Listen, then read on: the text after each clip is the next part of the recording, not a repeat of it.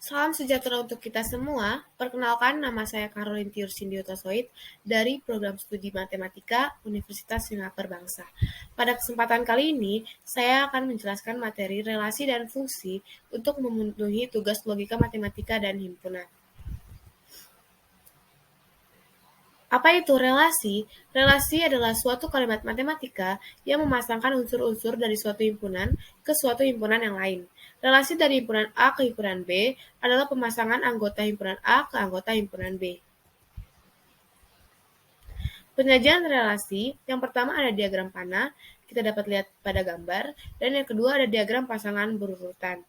Di sini terdapat contoh R sama dengan 2,2, 2,4, 2,6, 3,3, 3,6, 4,4, 5,5, 6,6.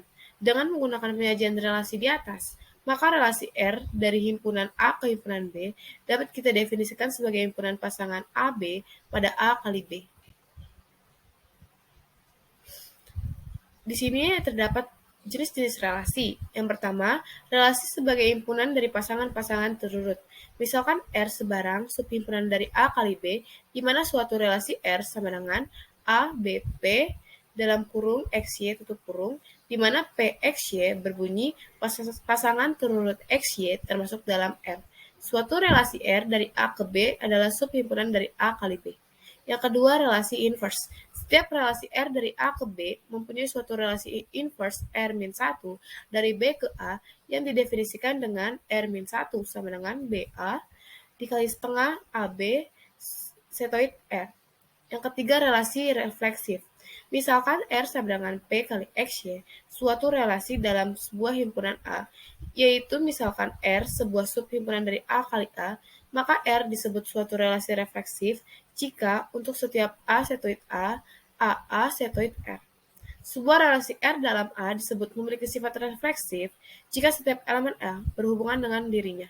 Contoh relasi yang memiliki sifat ini adalah X selalu bersama Y, dengan X dan Y adalah anggota himpunan seluruh manusia. Jelas sekali bahwa setiap orang pasti selalu bersama dengan dirinya sendiri. Yang keempat ada relasi irefleksif. Relasi R dalam A disebut memiliki sifat irefleksif jika setiap elemen A tidak berhubungan dengan dirinya sendiri. Contohnya adalah relasi X mampu mencukur rambut Y dengan rapi sempurna, dengan X dan Y adalah setiap pemotong rambut. Diandaikan bahwa setiap orang hanya dapat mencukur rambut orang lain dengan rapi sempurna, maka relasi ini adalah irefleksif karena tidak ada seorang tukang cukur yang mampu mencukur rambutnya sendiri. Yang kelima, relasi simetris. Relasi R dalam A disebut memiliki sifat simetri jika setiap pasangan anggota A berhubungan satu sama lain. Dengan kata lain, jika A terhubung dengan B, maka B juga terhubung dengan A. Jadi terdapat hubungan timbal balik. Sebuah relasi genap adalah relasi simetrik, karena untuk sembarang X dan Y yang kita pilih, jika memenuhi relasi tersebut, maka dengan menukarkan nilai X dan Y, relasi tersebut juga terpenuhi. Misalnya untuk pasangan 5,3, relasi tersebut dipenuhi, dan untuk 3,5 juga. Yang keenam ada relasi antisimetris. Suatu relasi R adalah dalam sebuah himpunan A, yaitu sebuah subhimpunan dari A kali A, disebut suatu relasi antisimetris jika A, B setoid R dan B, A setoid R, maka berarti A sama dengan B. Jika A pangkat 1B, maka mungkin A berhubungan dengan B, dan mungkin B berhubungan dengan A, tetapi tidak pernah kedua-duanya. Yang ketujuh ada relasi transitif. Sebuah relasi disebut transitif jika memiliki sifat, jika A berhubungan dengan B dan B berhubungan dengan C, maka A berhubungan dengan C secara langsung. Sebagai contoh, relasi dua transitif yaitu ada 5, 6, dan 7. Berlaku 5 kurang dari 6, 6 kurang dari 7, dan 5 kurang dari 7. Yang kedelapan ada relasi ekuivalen. Suatu relasi R dalam himpunan A adalah suatu relasi ekuivalen jika yang pertama ada R adalah refleksif, yaitu untuk setiap A setoid A, AA setoid R. Yang kedua, R adalah simetris, yaitu jika AB setoid R, maka BA setoid R. Yang ketiga ada R adalah transitif, yaitu jika AB setoid R dan BC setoid R, maka AC setoid R. Yang kesembilan dan yang terakhir ada ranah dan jangkau dari suatu fungsi.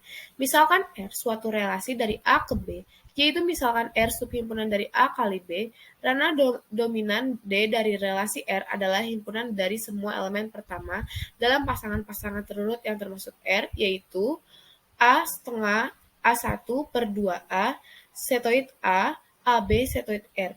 Jangkau E dari relasi R terdiri atas semua elemen kedua yang muncul dalam pasangan-pasangan terurut dalam R, yaitu B setoid B, AB setoid R. Jadi ranah suatu relasi dari A ke B adalah subhimpunan dari A dan jangkaunya adalah subhimpunan dari B. Contohnya, misalkan A 1, 2, 3, 4, B, A, B, C, dan R 2A, 4A, 4C. Maka ranah dari R adalah himpunan 2,4 dan jangkau dari R adalah himpunan A, C. Materi selanjutnya ada fungsi. Misalkan A dan B himpunan relasi biner F dari A ke B merupakan suatu fungsi jika setiap elemen di dalam A dihubungkan dengan tepat satu elemen di dalam B.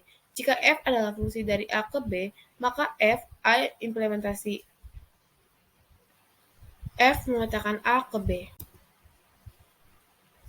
Sifat-sifat fungsi yang pertama ada injektif atau satu-satu.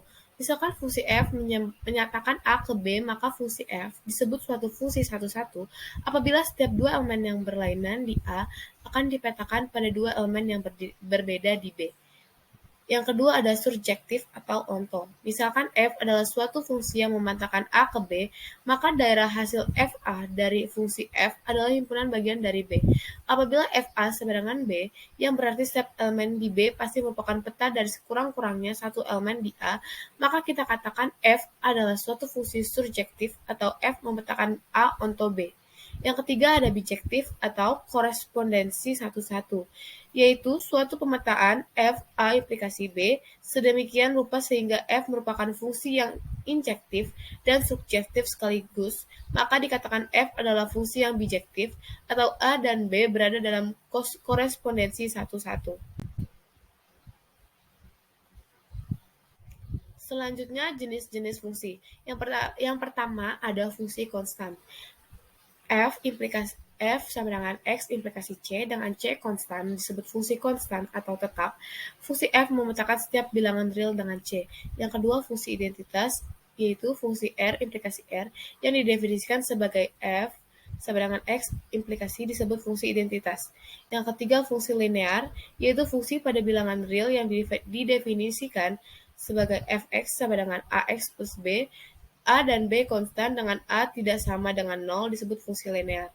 Yang keempat ada fungsi kuadrat, di mana fungsi f, R implikasi R, yang ditentukan oleh rumus fx sama dengan ax2 tambah bx plus c, dengan a, b, c anggota bilangan R, dan A tidak sama dengan 0 disebut fungsi kuadrat.